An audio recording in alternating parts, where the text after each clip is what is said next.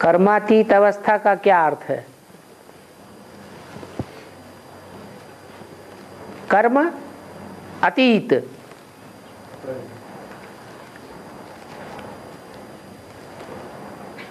अतीत कहते हैं जो पास्ट हो गया। एक कर्म होता है, कर्म कर रहे हैं, कर्म करने के साथ ही साथ उसका पाप पुण्य बनता जाता है।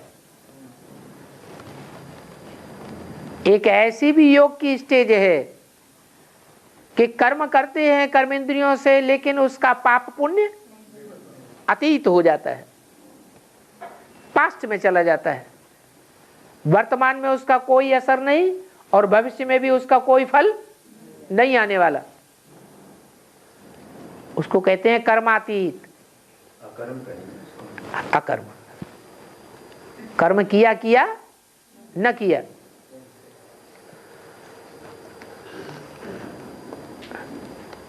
मन को कंट्रोल करने की बात है। जिस कर्म में मन लगता है, मन का लगाव जाता है, मन का अटैचमेंट जाता है, उसका पाप पुण्य बनता है। जिस कर्म में मन का अटैचमेंट नहीं जाता है, उसका पाप पुण्य भी नहीं बनता है। तो मन एकाग्र हो गया तो कर्मातीत हो गया। 10 इंद्रियां काम करती हैं, लेकिन जो 10 इंद्रियां हैं, अगर उनमें मन रस नहीं लेता है 10 इंद्रियों के कार्य में, तो कोई भी असर नहीं होगा, पाप पुण्य बनता ही नहीं। मिसाल भी दिया है,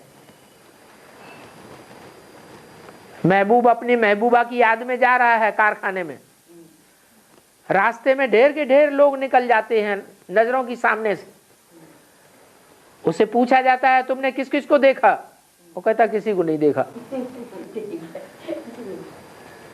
तो आंखें तो खुली रही, आंखें नहीं खुली रही तो घर से निकल करके कारखाने तक कैसे पहुंच गया?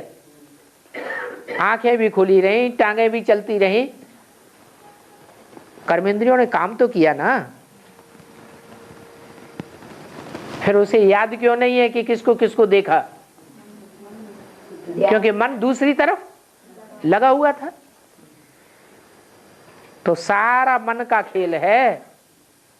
जैसे कहा जाता है काम जीते जगत जीत, ऐसे ही क्या कहा जाता है?